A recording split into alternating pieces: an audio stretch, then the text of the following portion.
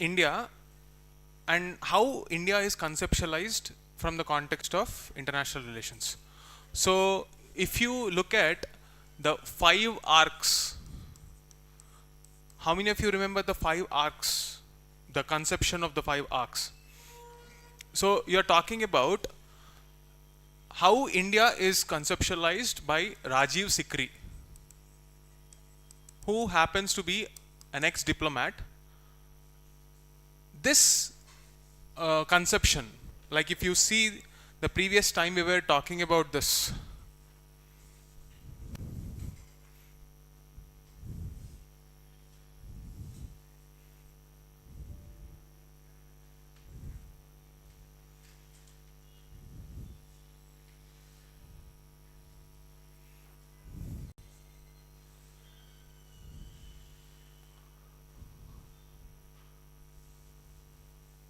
yeah, take a look at this. These are the 5 arcs I was talking about, 5 strategic arcs. Now, what do you mean by this arc? Is this some kind of an imaginary line? Yes. This is an imaginary line, and it is intended to show the commonalities of the problems that each country brings us. Say for example, arc of growth and prosperity, arc of instability, arc of communication, arc of energy, arc of uncertainty. International relations' final purpose is to create a policy. What is a policy document? Policy document is nothing but listing out the characteristics of a problem and then creating a respective solution. So if you segmentize different countries as per these arcs, what you will probably get out of it is a common denominator. All the countries in this region will have similar characteristics. So when UPSC starts asking questions, you can see it here, right? For example, when you are talking about the first set of questions, like I showed you, arc of energy. If this is one strategic arc that you're talking about, what happens here? In this arc, there are some countries which provide energy security to India.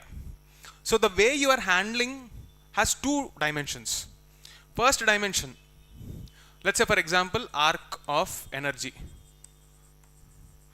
Whenever you are looking at this, you need to know which countries are there. What is common between all these countries? And if there are conflicts within those countries,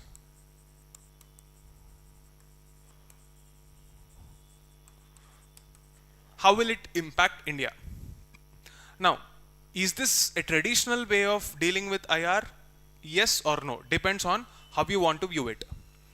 Why am I creating this framework? Because I personally felt it was a wonderful conception for geopolitics.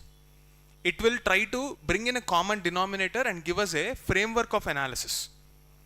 So we will look at the metrics. Let's say for example, on what metrics should you evaluate a country in this arc of energy? Let's say security issues, how much of a security threat that particular country is, or let's say trade issues, or if it is relevant, border issues, if it is giving us some kind of technology. Like this, there will be many metrics for each arc of the conception that India has. So each of this arc represents our interest. Understood? So now we will start with arc of instability, which is the neighborhood. Arc of instability and arc of uncertainty. These are the 2 arcs that Rajiv Sikri has discussed. Once again, let me show. Yeah, arc of uncertainty, that is your Nepal, Bhutan, Tibet region. Then you are looking at arc of instability. This is the westward region, Afghanistan, Pakistan, Iran, all of these areas. So if you want to simplify it further for our own understanding, let me show you one map. Take a look at this map. if you have to divide the security architecture and our approach for international relations, how to devise a strategy, you divide it into 3 different concentric circles. In the first inner ring, this is our immediate borders. If you want to see the geographical extent of this, it is from the Hindu Kush mountains till the Irrawaddy river. So this is the area we are talking about. Here you have something called golden, is this crescent? Triangle.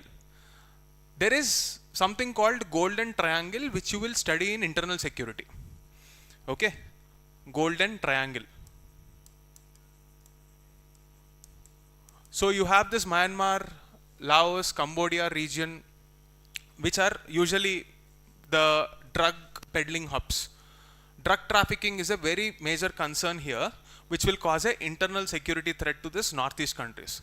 Similarly, you have a golden crescent, Iran, Afghanistan, Pakistan. This region is also another hub for organized crime, drug trafficking, human trafficking, associated crimes like terror financing. All this money laundering will happen in this region. So here you have the threat of arc of uncertainty, like Nepal, Bhutan, all these countries are occupied by China, or at least influenced by China, if not directly occupied. This shows us the nature of threat that India has. Understood? Pakistan is trying to attack us. So this will require one strategy. Here, Myanmar is a drug hub. So any internal turbulence in this region will impact the northeast part. That is one problem. Bhutan is influenced by China because money is pumped into these countries. The relationship that we have with Nepal is back and forth, switching between good and bad.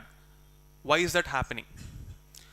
This will form the first point of analysis for Indian diplomatic engagement in the neighborhood should have a concrete, consistent policy. Understood? This is the need. To serve this need, let us now understand 2 frames.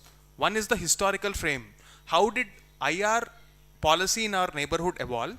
And secondly, what is the present situation? Is it working? Is it not working? Clearly, this is the way we are going to handle India and its neighborhood.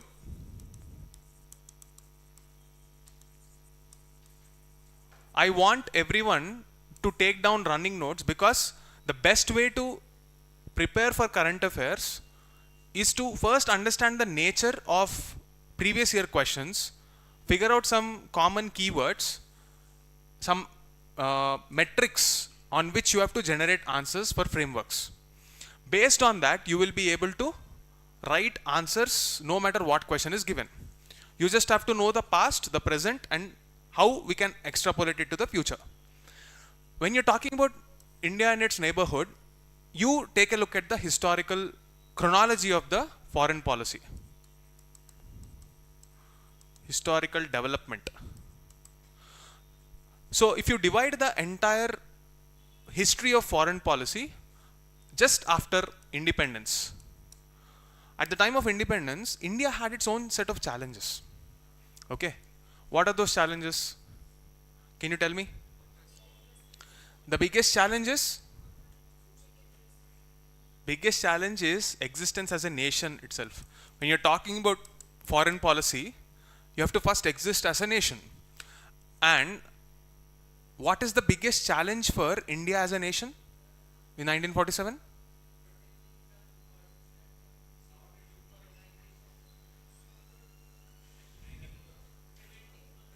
There are 500 odd princely states in our country. Unifying our nation has been our biggest priority. And in this process, you cannot at the same time ignore your neighbors. Because whatever happens in the neighborhood will ultimately have a spillover effect in our country. At this point of time, we are dealing with one more reality, the reality of Cold War, just after the Second World War. Now, what is this Cold War? It's an ideological conflict between USSR and US. After the Second World War is done, there is an ideological conflict between US, which believed in a free market economy, and on the other side you had USSR, which is believing in socialistic or sometimes even communistic states, communism. What do you mean by this? Let's say if the history of this country has a lot of poor people, where every country which saw this socialistic tendencies had one thing in common. Can anyone identify what that thing is from a sociology standpoint or from society standpoint? There is oppression and there is structural hierarchy. So in India, for example, you have the caste system, right? It's a metric of hierarchy to decide one's social position in the social hierarchy. Okay. Similarly, if caste is the metric, in other parts of the world, you have class. Caste and class are classification mechanisms for. So here I am bringing in the country's social structure as a deciding factor for international relations. I'm just passing it as a reference, but we will come back to that as a separate dimension later. Just like in India, across the world, there is hierarchy. In all those areas where there was hierarchy and oppression, there were takers for the idea of socialism. What is socialism in short? The state or the government will try to involve itself in all the factors of production, the means of production, and the distribution.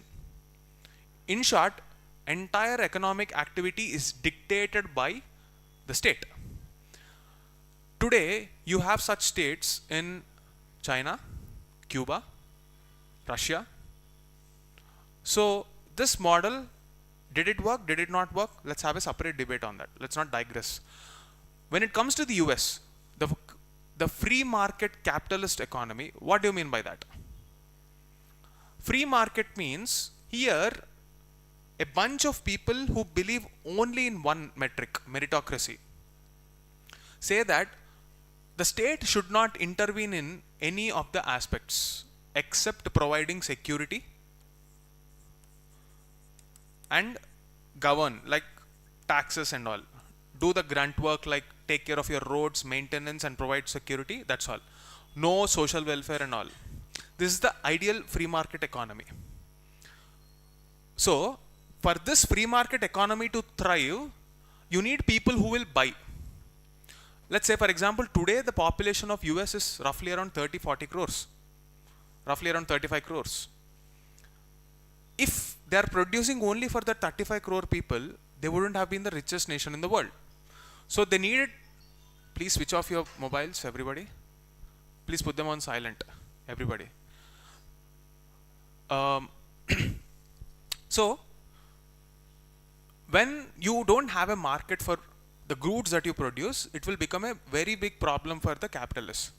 So, on one side, you wanted nations to have open borders.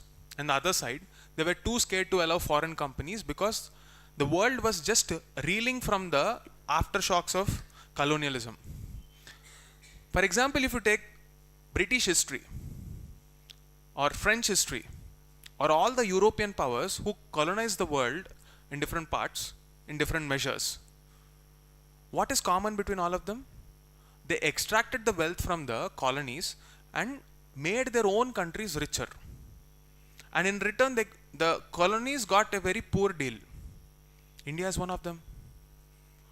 So we were tempted to move towards USSR, but the leadership back then had a new idea, and that idea is non-alignment. Alright. So for a very long time, we were trying to have that sphere of influence of making sure our bordering countries like Bhutan, Nepal, etc. are within the fold of this non-alignment. India influenced these countries for a decent amount of time to stay neutral. One exception to this has obviously been Pakistan, which has always been on the US side and occasionally switched sides, but USSR has more or less been on India's side. This is the history of India and its neighborhoods policy in the initial days. What are the high points of this? Our 1954 Panchashil policy, and then there are other moments which are like low points, the 1962 in India-China war.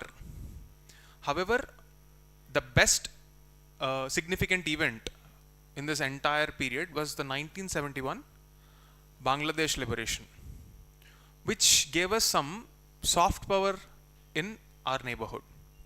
The goodwill that India generated during that diplomatic event is carried till recent times. What changed in the recent times? The regime change. In last year itself, like in the last one and a half year, you see the radical right wing in Bangladesh coming back to power. Till then, you had Sheikh Hasina and her father, who were heading the government for almost 50 years. Different time periods, they were heading the government, and India had more or less like a friendly neighbor in Bangladesh because of the contribution that we had in establishing Bangladesh. That changed now. Did it change radically? Only time will tell. Because nothing significant has happened now. We are maneuvering.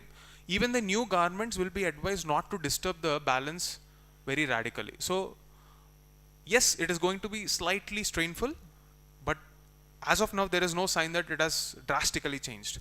So, this is about Bangladesh. Okay. Now, when it comes to the third phase of our India and neighborhood policy discussion, the landmark event is the LPG era. Ever since the 1991 LPG era began, our non-alignment policy slowly started becoming aligned towards multiple countries, multiple vectors. Multi-vector alignment, it is called. Now remember, if you want to score marks in IR, these diplomatic keywords are very, very important. So let me highlight some important keywords from now on, and I want you to take those keywords. Alright. So I'm verbatim taking statements from the Ministry of External Affairs and posting them here. Your IR scores depend on the keywords, and I want you to by heart them sometimes directly. If I have to talk about the vision of Ministry of External Affairs, what is it? What is a vision statement? Can anyone tell me? See, whatever I told till now is just for your story and your understanding. It's very unlikely that UPSC will ask questions on what is the evolution of India and its neighborhood policy. I will discuss one more important point called Gujarat Doctrine that was asked in 2013 UPSC mains. I will talk about that point, but it's unlikely that you will get questions like that now. Alright, so vision statement. What is a vision statement? Why should you have it? Direction. Okay. Direction for what? What are we trying to achieve? Okay. Methods. Is that it? Then what is the mission statement? How is it different from a vision statement?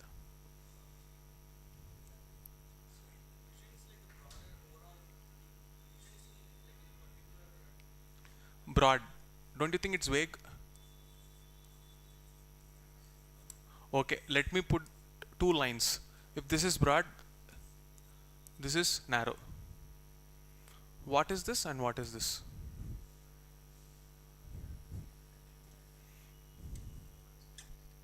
Reference points. Do you think Indian Constitution has a vision?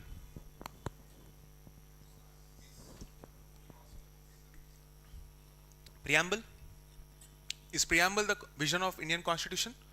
Can we say that? Okay. If preamble is the vision of Indian Constitution, what should be the actual mission statement of Indian Constitution? Broad, narrow. Is it narrow or rather specific?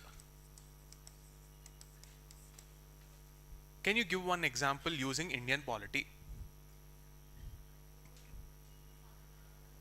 Fundamental rights. Okay. Is that a mission or a vision? Yes. Fundamental duties and DPSP. Again, vision or mission? Let's stick to the original idea. You said that preamble is the vision.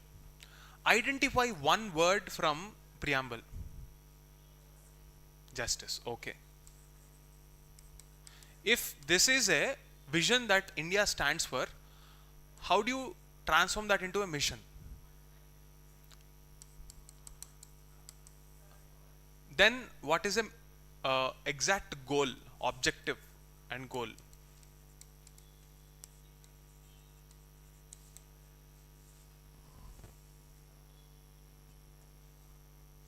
So this justice as a principle, always remember that vision is a principle. Mission is a actionable agenda.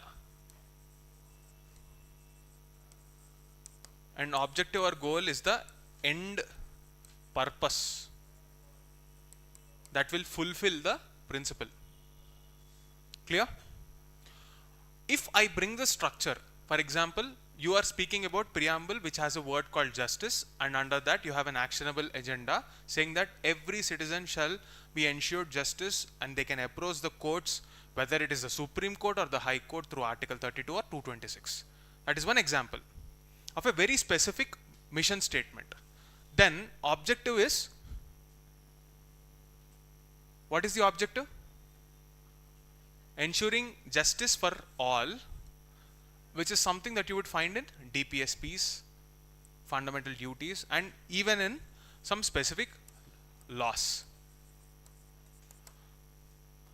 Let's bring that same architecture to the IR space and let's look at the vision statement of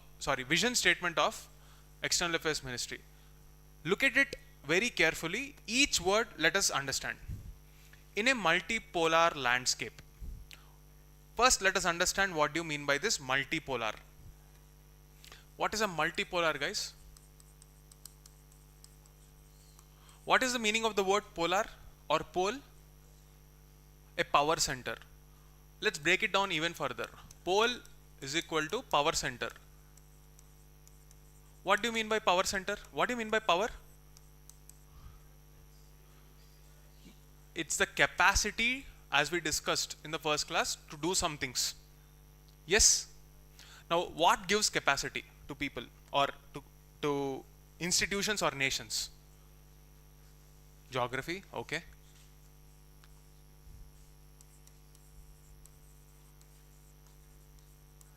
Next. Okay.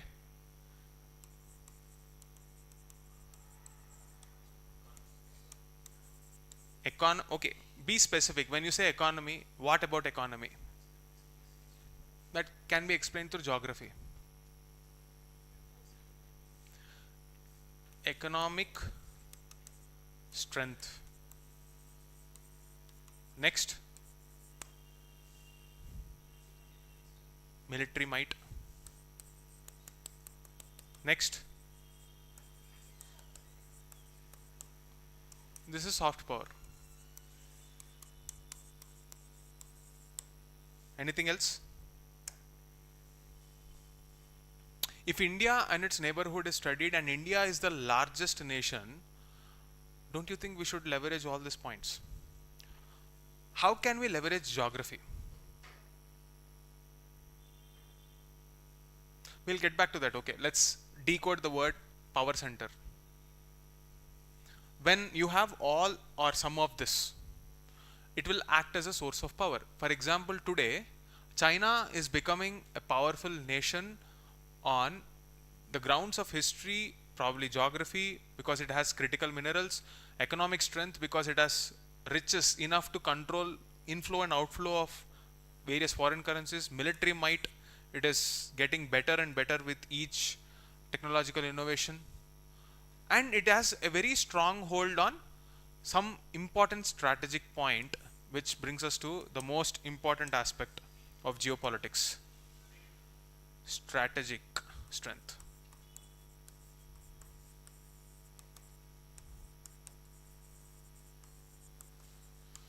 Why am I writing this point in the last? Exactly. This can be something that every nation can build according to their strength or weakness. For example, what is perceived as weakness by other countries became the strength of Israel. Can you tell me what I'm talking about?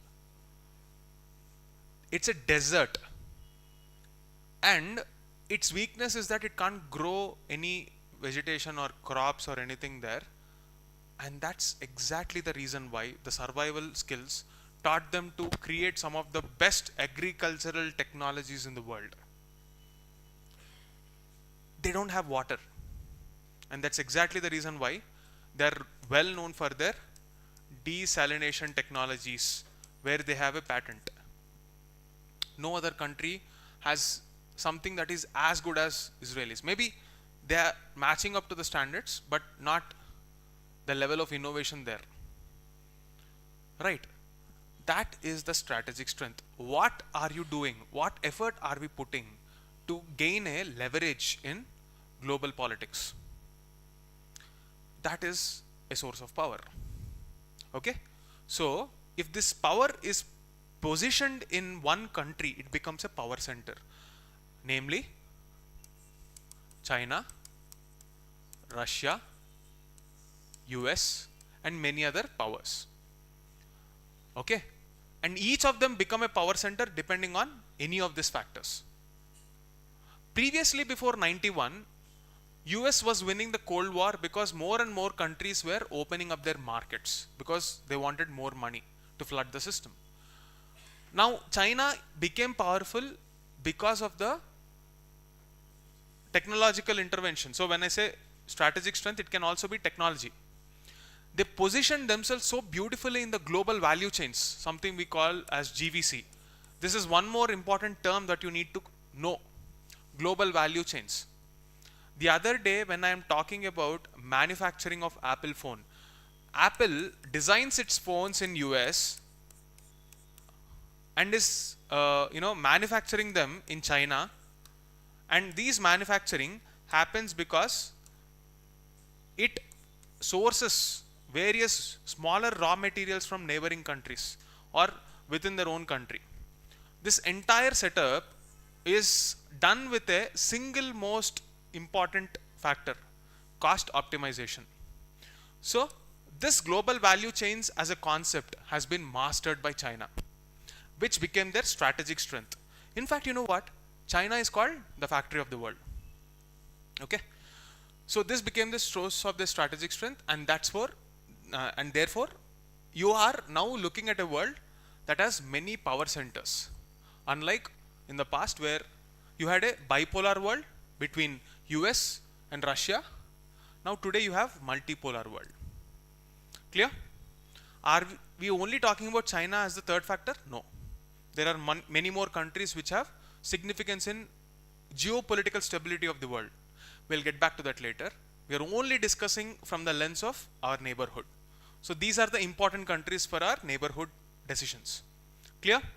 That's the meaning of the word multipolar. India is advancing a whole of government diplomatic approach.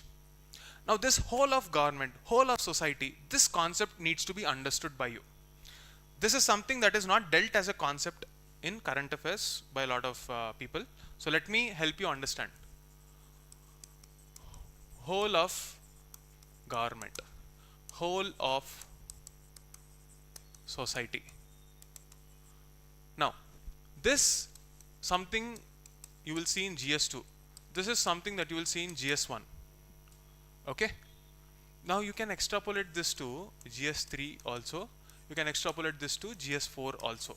Let me explain the underlying thought process. Okay? See, the civilizational value of our country, if I have to talk about it, because this whole of government has a philosophical underpinning to it. If you talk about the concept of Vedanta, this is something that you will study in GS1 Art and Culture. There are 6 philosophies that you will study, Shat Darsana as they are called. Okay? These 6 philosophies, one of the philosophies is Vedanta. Why is this called the civilizational value of our country? It's not a religious connotation. Let me tell you why. The central premise of this thought is there is only one reality. Ekam Sat Vipra Bahuda Vadanti. What this essentially means is there is only one reality, but there are multiple pathways to reach that reality. And if you embrace this philosophy, you will not have a divide on the lines of religion, race, caste, anything. So, if you are talking about a GS3 concept called inclusive growth, if you want to feel included, first of all, the vision should stop seeing differentiation. Inclusion and exclusion comes only when you differentiate people, institutions, nations, when you see the differences. But if you observe and commonly focus on the common things between us, that kind of an attitude will take us towards this inclusivity. Okay? When you embrace this as a civilizational value and bring that to the approach in governance, approach in economics, approach in society, or dealing with any conflict, you have this similar concept called Jan Andolan, where people are expected to participate in any activity, any democratic activity. All of them stem from the same idea, that you are supposed to be included. When you are talking about inclusive growth, include people in the production process, include people in the redistribution of the fruits, supply side, demand side. Clear? When you have that kind of an approach, and when you are including the entire government, you are not acting in silos. What do you mean by not acting in silos? There is a interdepartmental coordination. For example, when there is a issue on Bangladesh land border, if you are inculcating a system where the bordering states like Assam or West Bengal and the respective governments are also made a partner in the dialogue, the possibility of a future conflict is drastically reduced. That is the whole of government approach. When you are dealing with a aspect that requires a social change, let's say Swachh Bharat mission, where you are supposed to make cleanliness a habit. Let's be very honest. Before this Swachh Bharat mission, even I used to litter on the road. Sometimes when I don't find a dustbin, secretly sometimes most of us will do it if it is inconvenient to us. It takes an entire generation to bring about this social change. This is the whole of society approach that we are talking about. Every stakeholder in the society, the civil society, governance, bureaucracy, politicians, business, education, media, every individuals, they're made a part of the governance process. When you include every wing of the government in international relations, previously Ministry of External Affairs used to not include other ministry officials. Let's say, for example, you have the Ministry of Trade and Commerce. What are we talking about trade when you don't include the ministry officials? Often it used to happen that these officials were never included, which led to diplomatic delays. I'll tell you a small story. Last year you have had a India-UK deal. How many of you are aware of it? I'll just tell a story on the sidelines. We'll get back to that specific issue later. Last year, India and UK had a trade deal. It's called a free trade agreement. A free trade agreement means, let's say, if a car is coming from abroad and it is getting imported in India, at the border, our officials will not impose additional duty or tax. Let's say if the car costs 50 lakhs. Previously what happened was another 50 lakhs were imposed as duty and the car cost became 1 crore. Now with the free trade agreement, that duty is removed. What is the incentive for UK? They will be able to sell more cars. What is the incentive for India? The amount of economic activity will increase. So this was the status of the India-UK deal. But you know what? This trade deal was initiated 20 years ago. Many of you or some of you might not have been born back then, way back in 2002 to 2004. That is the amount of delay in diplomatic engagement, and that is primarily because the government, other departments were not consulted. This lack of consultation is the single most roadblock for governance. Can you tell me one more area where this interdepartmental coordination was mainstreamed for economic activity? Wonderful. Gati Shakti Master Plan. What do you mean by Gati Shakti Master Plan? There are multiple logistic partners, like you have the roadways, railways, waterways. All of this are integrated and optimization is done for efficiency. Not only this, you will see the need for having this unified vision in every aspect of governance that the government is proposing. Some of them may be practical, some of them have their own set of issues. One nation, one election. One nation, one fertilizer. One nation, one ration card. One nation, one mobility card. And you will see that amount of unification even in our digital physical infrastructure, both digital and physical infrastructure. Public infrastructure like UPI. It is because of UPI you have a fintech revolution in this country. Why can't we make that an aspect of our international relations? And why isn't that happening until recently? It is because of a lack of a vision. So the word might seem like a very simple word, but it carries a lot of weight. Unless you know the backstory of this word, you will not be able to appreciate the commonalities across your syllabus. Whenever you see this whole of government, whole of society, whole of the company, whole of an institution, the integration thought is basically about consulting all the people who are relevant. That is the true meaning of democracy. Understood? So, in a way, we are bringing the democratic vision even to international relations and its associated negotiations. So, what is the vision? When India is entering into a multipolar landscape and a whole of government approach is the approach we are taking. That is what the MEA statement says. This aligns external engagements with the goal of Vikasit Bharat. Now, what is this Vikasit Bharat? What are they saying? We are aligning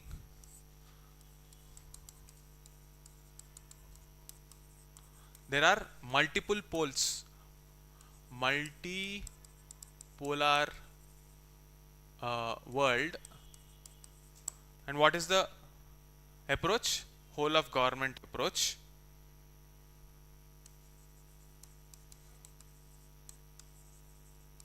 and it will create Vikasit Bharat. If you don't understand the significance of these keywords, they are blind words thrown at you. If you don't use them in your answers appropriately, there is a danger of you not scoring marks. Multipolar world, whole of government, Vikasit Bharat. You understood these two. Now what is this? Anyone?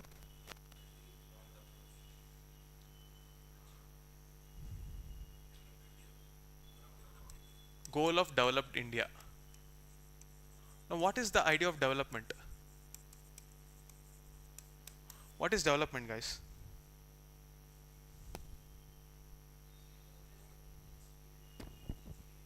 See, again to this, I am adding one more layer.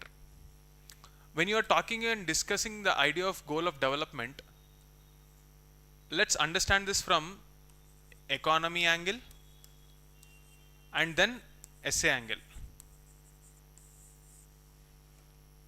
Let's first begin with economy angle. Exactly.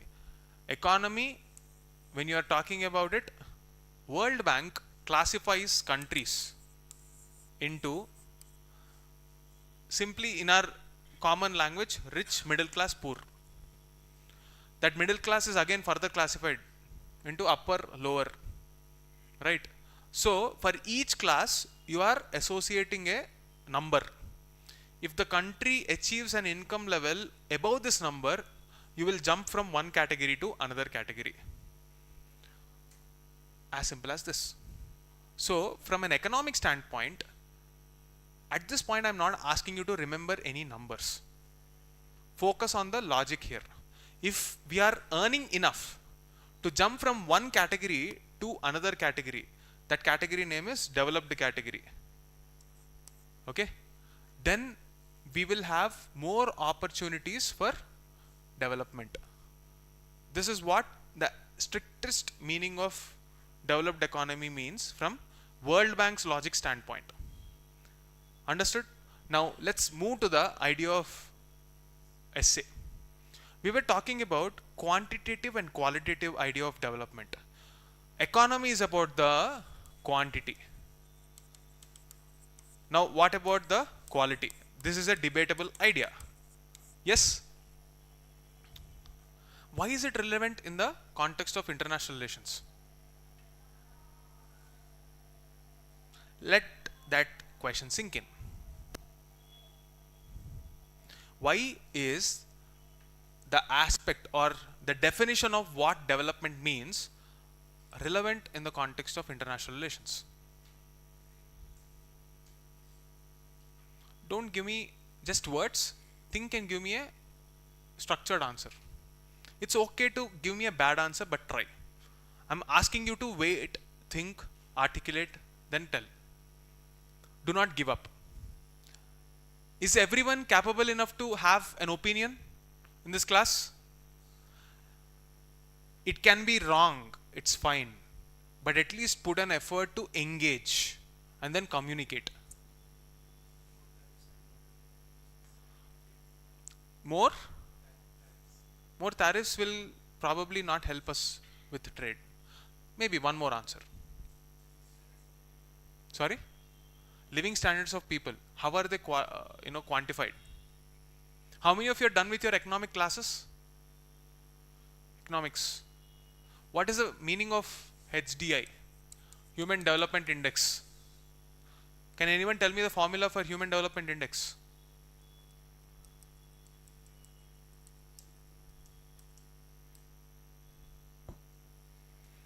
Okay, tell me at least the broad headings. Cubed root of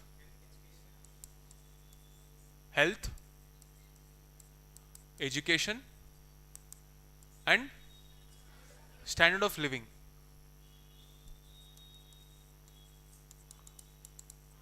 I was asking about quality and I spoke about HDI.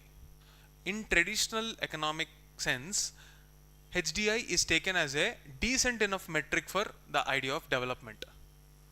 Some of you might have already been in the previous sessions when we discussed this, but for the freshers who are attending for the first time, let me ask this question once again. Why do you think the logic of HDI being a geometric mean but not a arithmetic mean? To simplify the question, why is this formula health into education into standard of living rather than health plus education plus standard of living divided by 3? Why?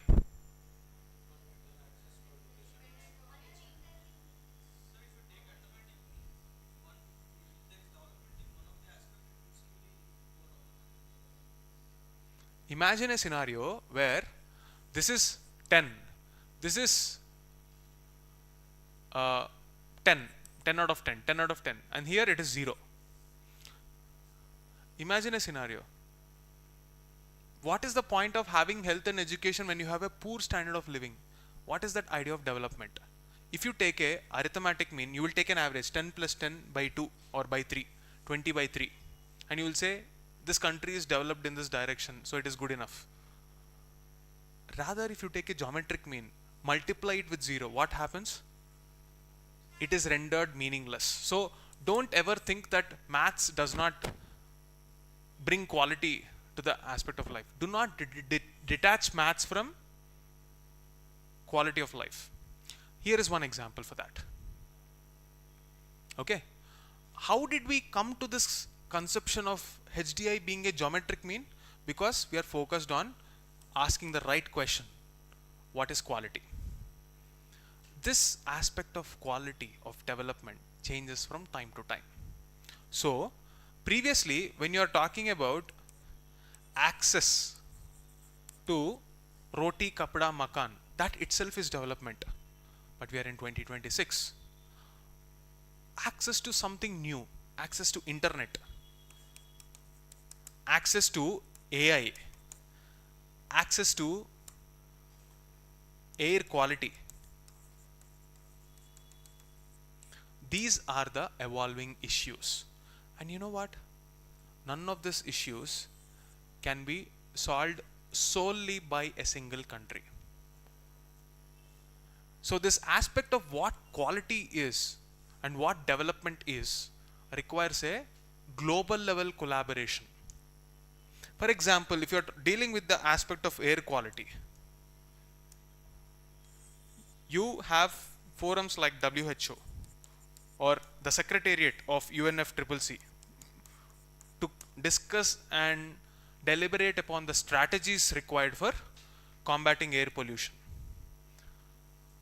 You have international summits like Bletchley Park's summit or the summit on artificial intelligence, summits on cyber security, which require global level collaboration. These are the evolving ideas of current affairs which will spill over into the domain of international relations. Therefore, UPSC will increasingly ask multidisciplinary questions. Today, fintech can give you that power. Access to semiconductors can give you that power. How is Taiwan so powerful suddenly? And why is that China is trying to occupy Taiwan? Semiconductors. That is the strategic shift that we were talking about. A country can become powerful with just that strategic strength. And how is that possible? Without a vision, it's not possible. You will have resources or you will not have resources. But what really defines the path of a country is definitely the vision that it stands for, the values that it stands for. And this is what the idea of development looks like in the evolving world. Therefore, international relations require even more collaboration, and not just in its immediate neighborhood, but also across the globe. Understood? So what did we learn? The present reality, we are living in a multipolar world. Secondly, what approach are we following? Whole of government approach. What is the end vision? Vikasit Bharat. What is Vikasit Bharat? It's an evolving debate. Understood? This is the framework for our analysis on India, and rather I would say foreign policy carry or import the same logic to its neighborhood policy also. Understood? Here is where we will talk about the existing policies of our India and its neighborhood, success and failure. But before that, let's read some more things. What are we trying to do? Deep national strengths, the strategic strength that India is talking about. And very honestly, we are yet to figure out what our strategic strength will be. We have to bet on our population. We are just about the largest market for everything, and we are also the skill capital of the world if we play our cards well. Look at all the developed countries. China is aging, US is aging, Canada is aging, Japan is aging, Europe is aging. Where will they get their workforce from? Of course, India and Africa. If we don't have proper diplomatic engagement, the tragedy is we might lose out to African nations in the near future. Don't discount the strength of China. In the same time, we are also having a battle with AI. Our strength has always been services, IT services. Now that strategic strength is taking a backseat.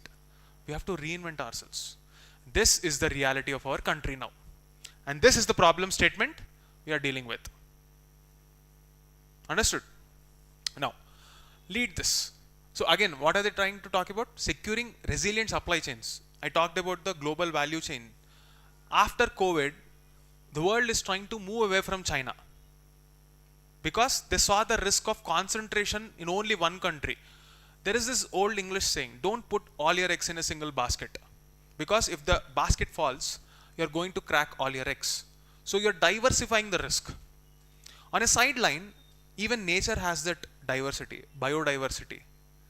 If we didn't have biodiversity or genetic diversity, a single pandemic could have wiped us off the face of this earth. So diversity is like a natural insurance policy. And it's only a common sense that the world is trying to diversify the risk. Resilient supply chains and issue-based convergences with trusted partners. This last point brings us to the second aspect of our GS2 syllabus.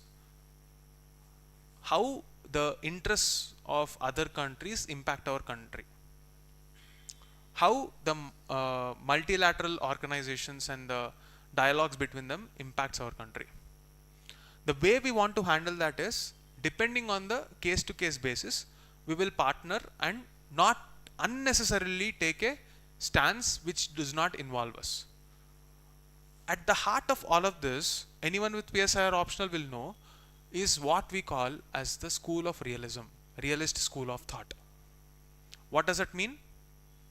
Our self-interest will take primacy over any other issue. Because if our country doesn't take care of our needs without balancing with the future needs, nobody will come to save us. First, save yourself before you aspire to be a Vishwaguru. And the way we want to do that is share the same values that we stand for, which we will talk. So, remember this line. Remember this. In a multipolar landscape, India is advancing a whole of government diplomatic approach. This aligns external engagement with the goal of Vikasit Bharat. If Japan wants to invest in the metro rail project, it will give employment to the people in Ahmedabad and Mumbai corridor. It's going to generate employment for so many people. That is the goal of Vikasit Bharat. When you generate employment, automatically the economy rises. And not only that, you are learning a new technology. Building deep national strength. When you have skilled people, which is our strength, we will be building that strength. Securing resilient supply chains. There is a concept called China plus one strategy. We as in the world always trusted China in manufacturing something at a very low cost. And therefore, China became what? The factory of the world. COVID gave a shock. So they want to diversify to one more country.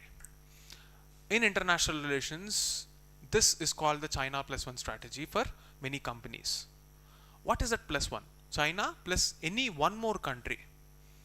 Ideally, it should have been India. But because of policy lags, we are losing out that race to other countries like Philippines, Taiwan. So we need to focus on that China plus one strategy for the next 10-15 years.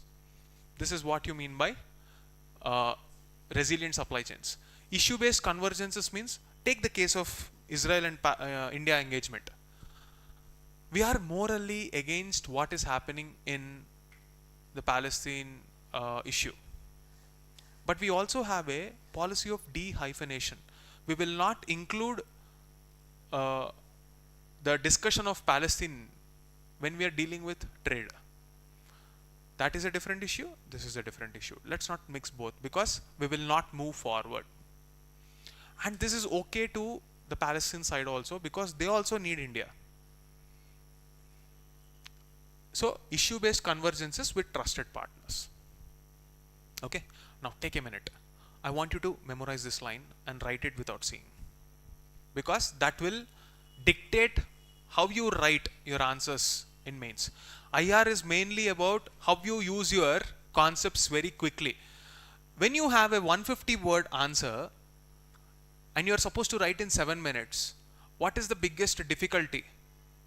Not producing that entire concept in the shortest possible time with the utility of the right keywords. And these keywords will minimize that friction and help you write an answer in that 7 minutes. Can you do that? In a multipolar landscape, India is advancing a whole of government diplomatic approach. This aligns external engagements with the goal of Vikasit Bharat, building deep national strengths, securing resilient supply chains, and issue-based convergences with trusted partners. Every bolded word has some weight to it. Yes or no? Every word has a backstory. If you read this backstory, it will become a 20-30 page booklet. But if you read this single line and just focus on the bolded words, you can freely use them in your answers. Do you need time for this? I would want all of my sessions to be like this. You have to be quick enough to finish the content within the class and learn to apply what you learned here in answers. Take a minute, by heart, write without seeing. See, you can copy it and leave it. Think that I'll do it later. That later will never come. It's like that downloaded PDF on your laptop which you never open. You know this Kabir ke dohe? Aaj kare so ab kar. Okay, whatever. You got the point.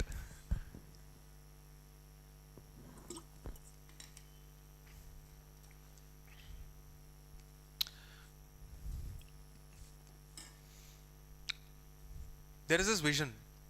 Think big, start small, act now. If you can follow that mantra, there will be a lot of friction. Even I would be facing that friction in a lot of things. Don't aim for perfection. Start doing things.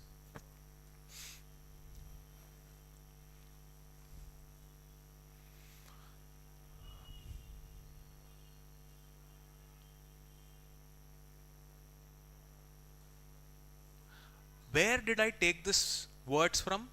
There is a speech given by our External Affairs Minister on India's foreign policy. There is one meeting called the Kautilya Economic Conclave. And these are the exact words which are given in the External Affairs Ministry. So we would want to use them. Okay, fine. As far as these parts are concerned, we'll get back to them. But you understood the broader mission, so we'll move forward. Now, here is where you will see the metrics that I was talking about. In one of the speeches, apart from this, that is the vision statement. Now, when it comes to the mission, what is the modus operandi? Have you ever heard this word called modus operandi?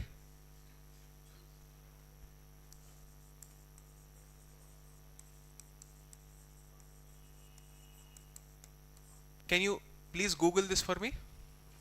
Read it out. Please take the phone out, Google it and tell me. Meaning of modus operandi. Read it out loud.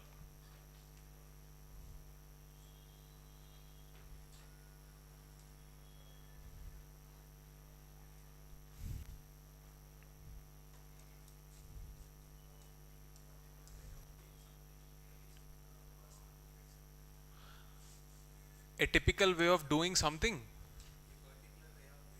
Particular way of doing something.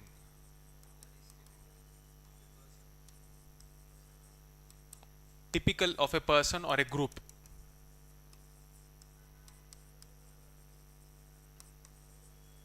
Okay. And anything else? Etc. So there are two aspects to this word called modus operandi. One aspect is there is a very particular way. Okay. And it is very specific to this country or group. In this context, we have a vision statement that you just read. In a multipolar world, India is adopting the whole of government approach. That is the particular way. And to bring it even more to the specific parameters, the minister gave us something called the 4S approach. So this is something that I created for you guys. Shanti, Samvad, Samman, Samriddhi. Please note this down. 4S approach. Shanti, Samvad, Samman and Samriddhi.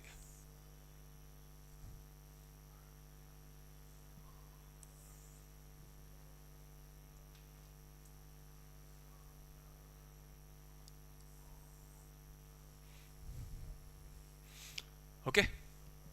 Whenever you are dealing with any international relations, ask these three questions. If there is any event, will it create instability in the region? Will it enable prosperity in the region? Or will it create influence in the region?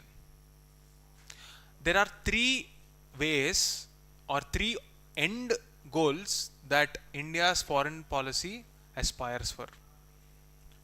It wants to maintain stability, prosperity and influence. Clear? Sorry? I'll get back to that. Just focus on this first. Stability, prosperity and influence. Let us understand why. Why do you want stability?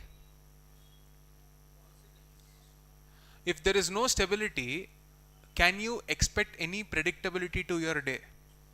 If you don't know if you will be bombed as soon as you walk out. I'm talking about the case of nations in conflict like Syria, Gaza, Israel, Ukraine. That's exactly how their life is. And for a brief period, the Middle East was also like that. Now Iran is like that. So ask yourself this question: what threatens stability? War, conflict. What is the source of that conflict? Try to understand that. What enables prosperity? Peaceful conditions, whatever enables that peaceful conditions. And so if you take a look at a spectrum like this, see, if you are at this 0 point, you will neither disturb nor empower. Status quo, it will continue like that. So the poorer parts of the world will continue to remain poorer, the richer parts will continue to remain richer. Nothing will happen. But if you want the poorer nations to move towards this side, you require a positive effort. So you need to take proactive steps for making this happen. Regressive steps means war, conflict. This is the negative things which will destabilize a region. Clear? So whenever you are writing or deciding on a foreign policy, these three questions should be understood. What is the source of stability? What is the source of prosperity? And what is the kind of influence Will have. Now, why is influence important? This is also there in GS4. But influence, why is it important? To get the desired outcomes. How?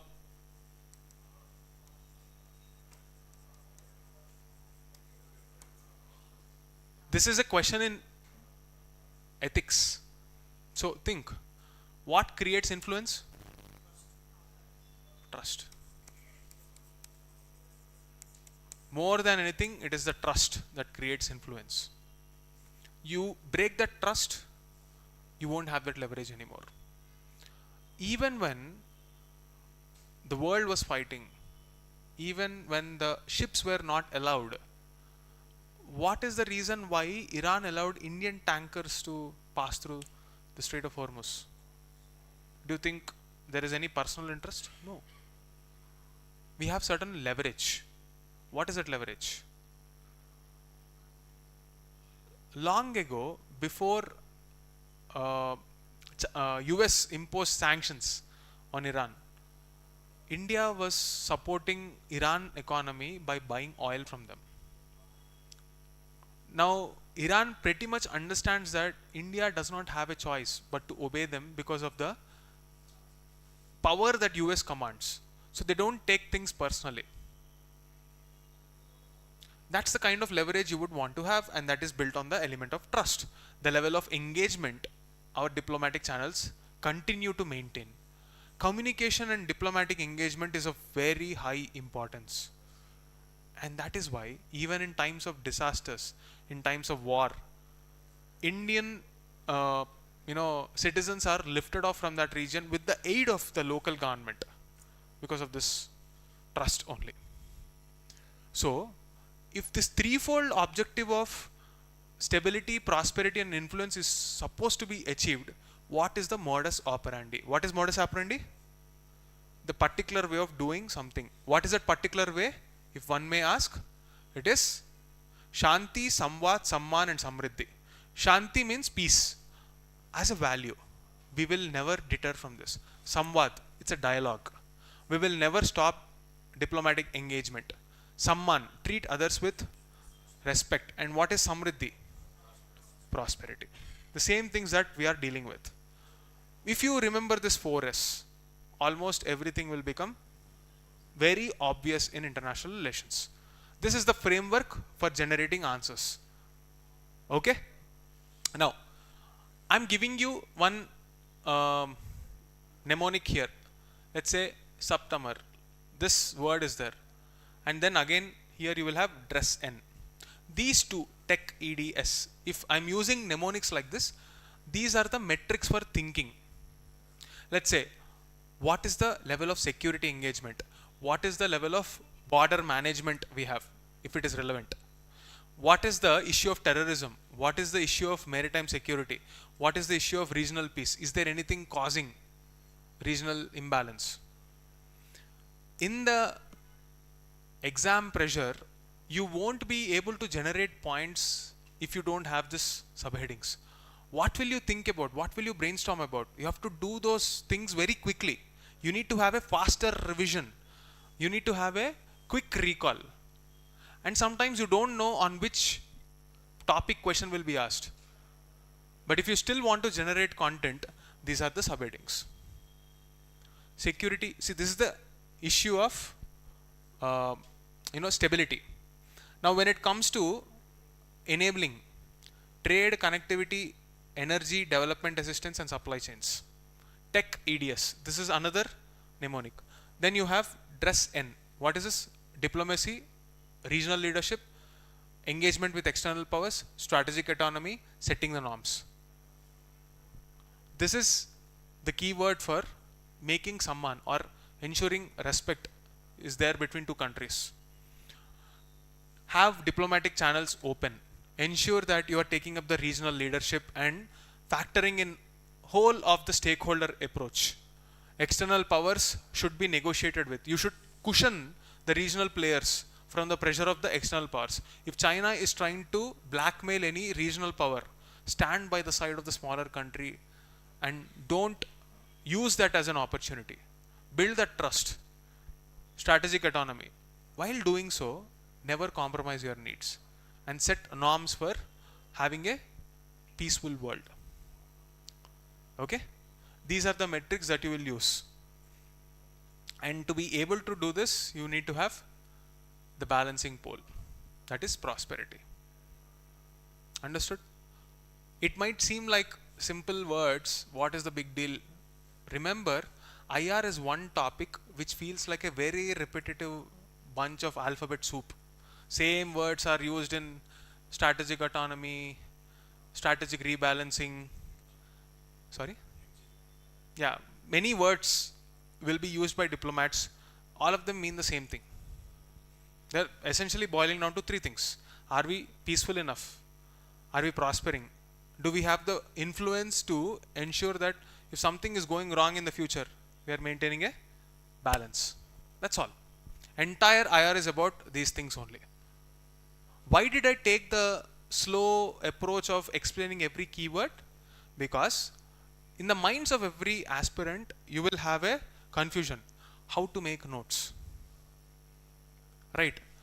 If all the notes are directed to cater to these needs of whatever we discussed, nobody has to tell you if this is relevant or not.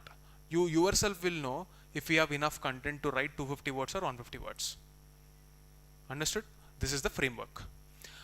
Once you understand the framework of what is happening or the way in which we approach, rest of the details can be filled over a period of time.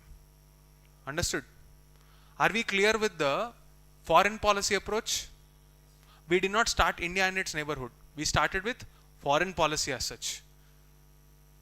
Then we spoke about the modus operandi, that is a particular way of doing something, which is the 4S approach. Samman, Shanti, Samman, Samriddhi, Samvad. Clear? Please focus on these keywords. This is how you will get marks. Done? Moving forward. Now, ultimately, you're all here to know how to write an answer. If you don't know how to write an answer, after knowing so much, what's the point? All the activities that we are doing should culminate into a result that is desired by UPSC. So let's start by understanding how to write an answer. So whenever you're talking about any one country, there is a specific keyword that ministry uses. You can use multiple other keywords, but you have to reduce friction in your mind when you are in the exam hall. All the current affairs strategies here are only focusing on that single point agenda. What makes your life easy when you are in the exam hall, whether it is a prelims exam or a mains exam.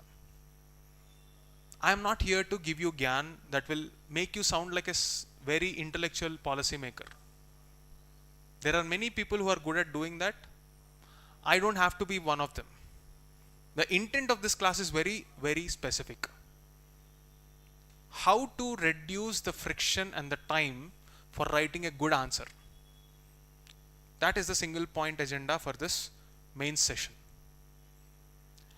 When you're dealing with India and its neighborhood, we will first, before going here, deal with the existing policies. And we will look at the Gujarat doctrine in this context. What did I tell you about 1991 LPG era? Multipolar world became a reality. The conflict between US and USSR. I'm going back to world history, guys. The conflict between US and USSR has sort of fizzled out. Not completely, but the intensity of that conflict got fizzled out. From 91 to 98 or 2000, I would say it is a unipolar world dominated by the US. Everything in this world was more or less influenced by US. Why? Let's take it the three things that you have to focus on. What are they? Stability. Did the world have stability? More or less, yes. Because there is no one to challenge the power of US. Is it a good thing? Maybe, maybe not. That's a different point of debate. Second thing, prosperity. Look at the global economic growth and most importantly the US growth. So it became much more powerful. Thirdly, influence. By far the farthest reach is with the US because it is too busy giving democracy to the rest of the world in search of oil. It was going to every country wherever there is oil and giving them democracy. So that unipolar world was for the first time dismantled, kind of dismantled or shaken rather, somewhere in 2008. What happened then? The very basis of the strength of US. When you become too powerful, there is also one thing that will happen. Everything that goes up will fall down. They became too arrogant and too confident on their own economy. And the Chinese, the underdogs, they were slowly gathering all the dollars in the world when the economic system of the world virtually collapsed. Now the Chinese became much more powerful. When they say much more powerful, are they enough to handle US? Probably not. But they were enough to give a lot of headache to US. It was never easy after that. They created regional instability. After 2008, the debt in US kept on increasing so much so that you have a 300 trillion debt today. So much so that if US has to pay up right now, it will go bankrupt. Imagine the richest country in the world going bankrupt. What are the repercussions for the global economy? We can't afford to have that. And the tragedy is US knows that. So they will continue to have their way until there is one more power that is challenging the world, their world, and that is China. And in the process, you're also disturbing many other countries like smaller nations like India in terms of the economic power. When I say smaller nations, not in terms of the size or the population, in terms of the economic might. But even when India is much more smaller in the size of economy, why is China threatened by us? If there is any other country in its immediate vicinity that can threaten its global domination, that would be us. And this is the opportunity that India wants to leverage. This is the story of the arc of instability and the arc of uncertainty. When our neighbors are dealing with their internal uncertainties and conflicts, and there is an ever growing conflict in these regions because of internal fractions and global domination. It is into this kind of a world we are treading our future into. But was it always like this? No. The Gujarat Doctrine of 1996, who was the then Prime Minister, created this approach called India's neighborhood policy. So here there is one keyword, non-reciprocity. What do you mean by this?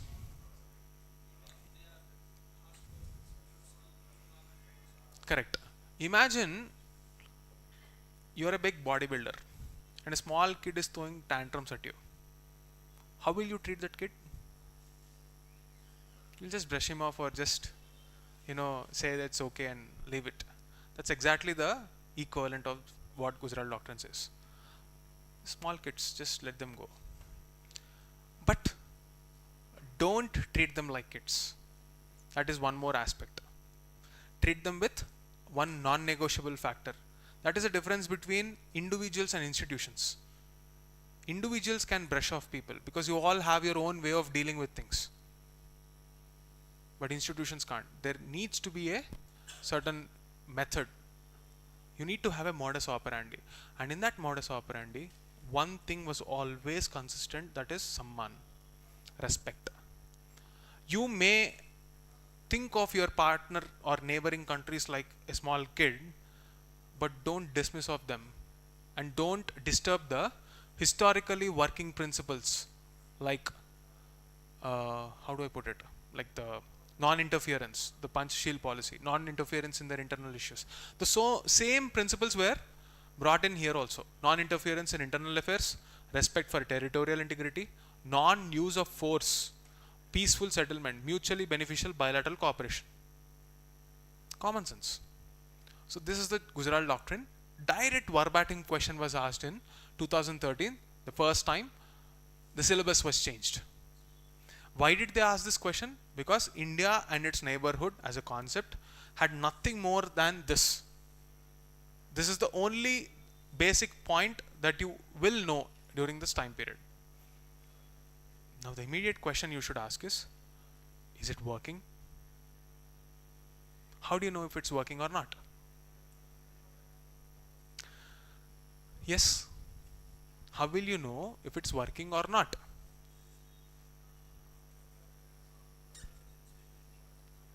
Why? How will you measure stability?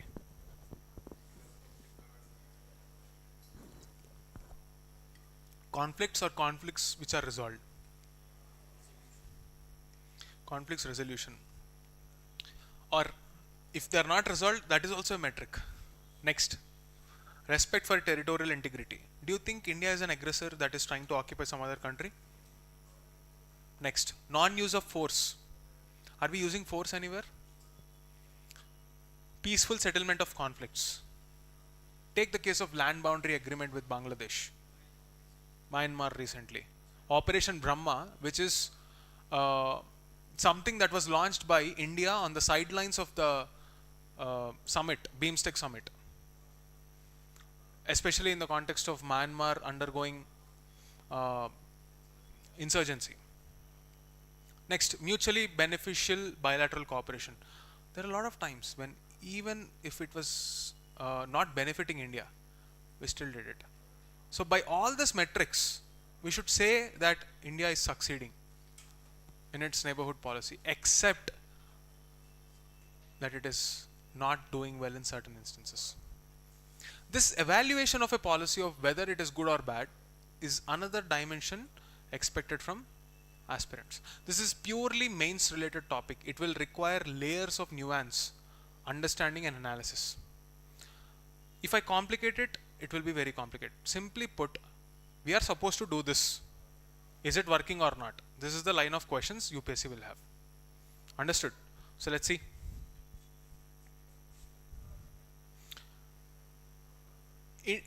In this context, you need to know one more idea: extended neighborhood.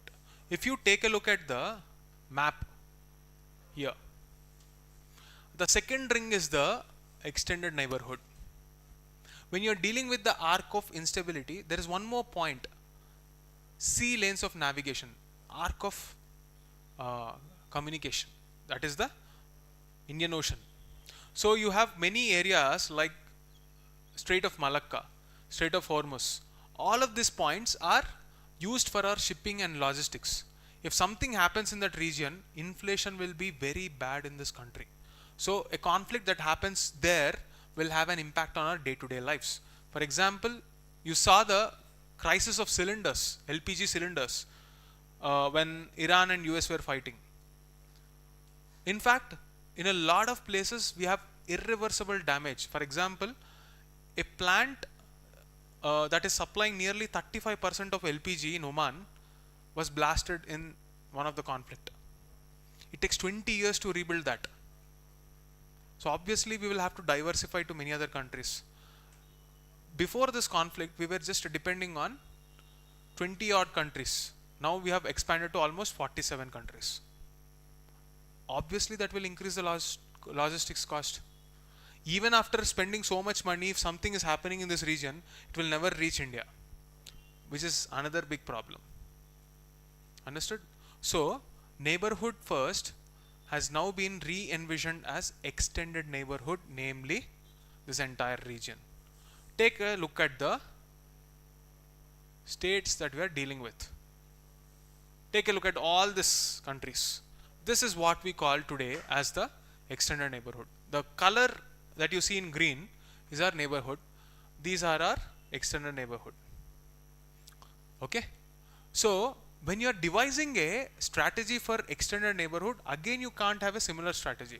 The problems on this side are different from this side. Can you tell me why? For example, big menace in this area is the Somali pirates. Looting will be very common here. Here there is another problem. Here the issues are more of fishing rights, how to deal with the environmental problem of the smaller states. So the nature of engagement will also differ from region to region. But you need a unified framework for that also. So this is the evolving concept which many textbooks are not covering. The concept of extended neighborhood. And what is the logic behind this? Our arc of communication. Clear?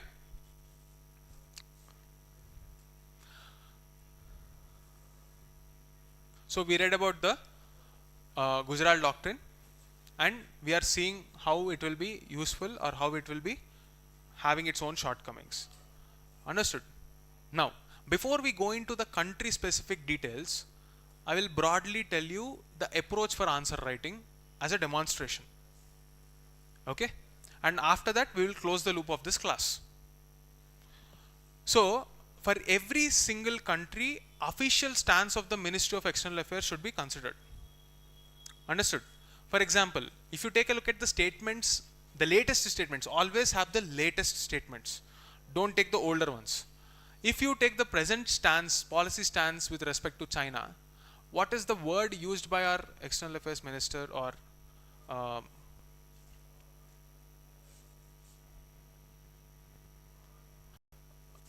so these are some of the words which are used. External Affairs Minister. Abnormal state. That is the keyword used for China. Why? Because relations depend on mutual respect. That is missing here. Sometimes the Doklam issue. What happened in 2020? The Doklam issue. There is a place called Doklam. It is a border area. When you are having a ceasefire, Chinese military and Indian military will be having their respective positions. If you breach that, it amounts to breach of the ceasefire agreement. So they breached that when the Chinese president is in India for a summit. On the one hand, you have their president visiting India for diplomatic engagement, and at the same time on the border they were fighting a battle. And they were not using any weapons because that would escalate. So they were hitting with stones, sticks, etc. And the intent there was just to irritate Indians. Understood? That is the context of this statement. It's an abnormal state where there is no mutual respect and sensitivity. And this is the stance.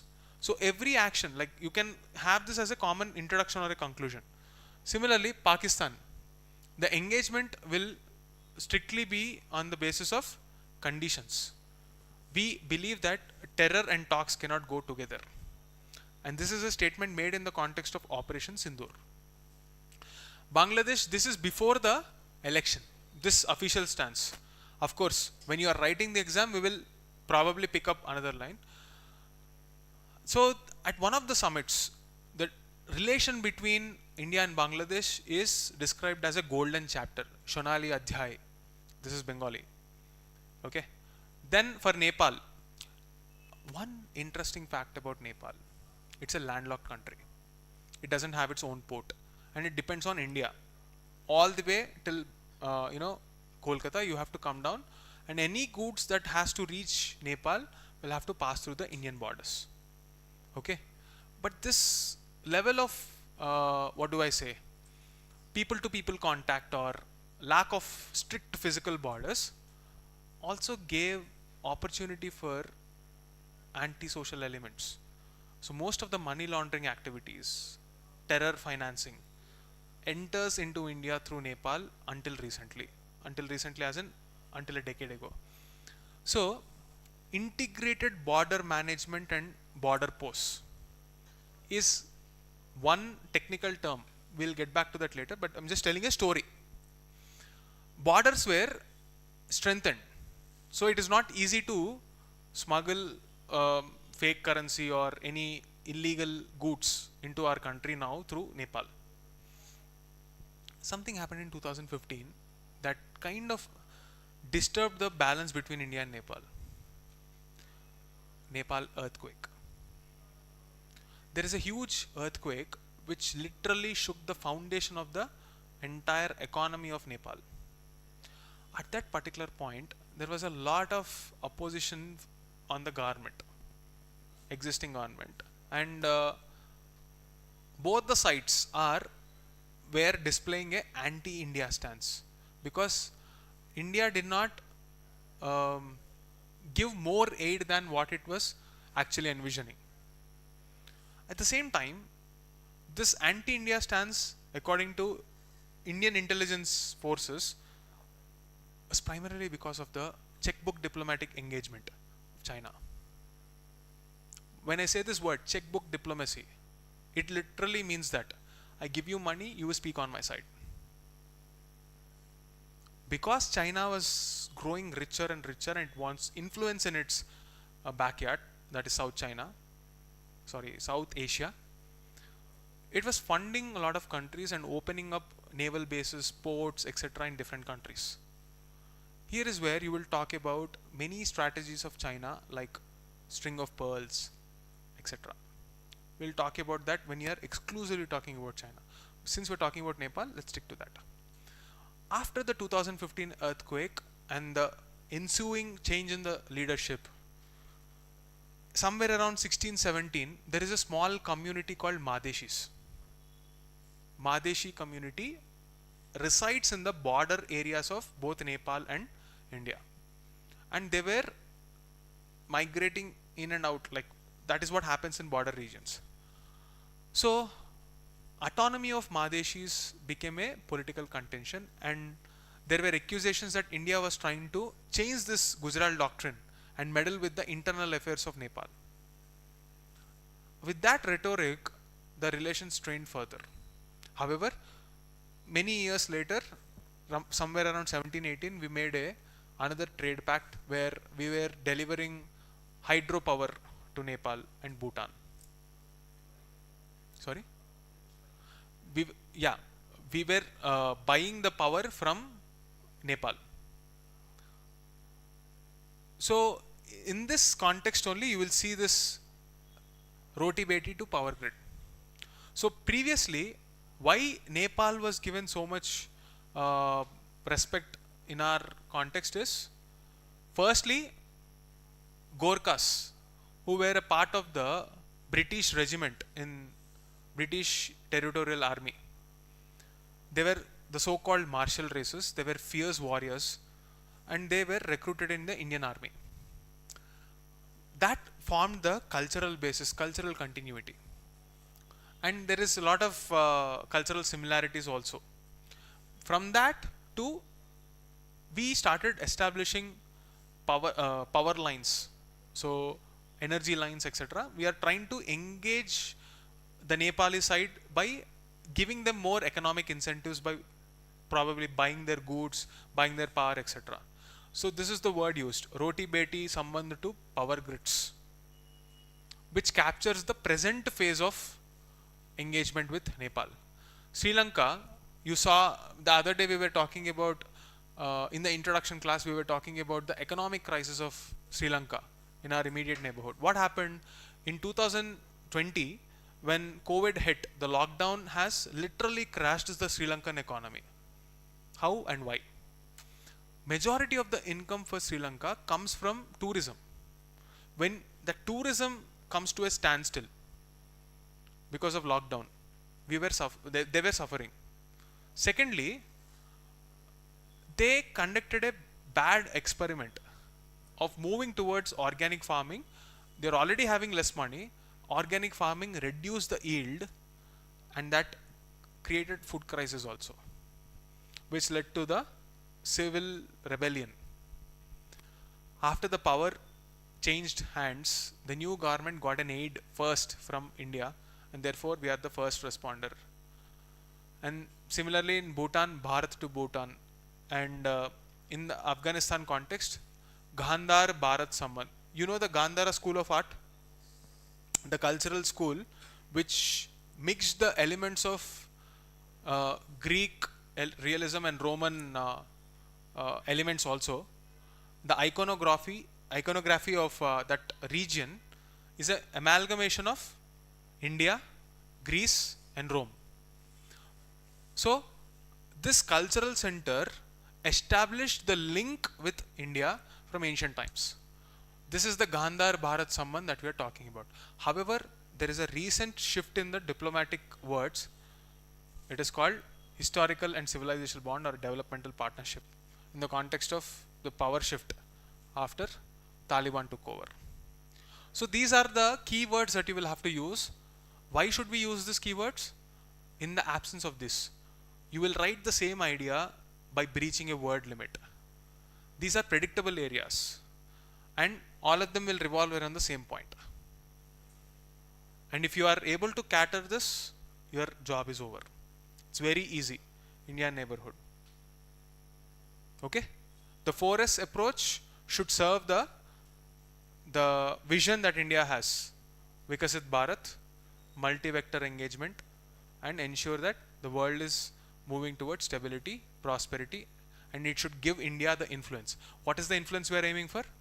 Being a Vishwaguru, where our values are respected and we get a leverage. So this concludes the conceptual framework behind India and its neighborhood. You apply the same template to all the countries that we discussed. The events and the specific metrics can be discussed in tomorrow's class quickly.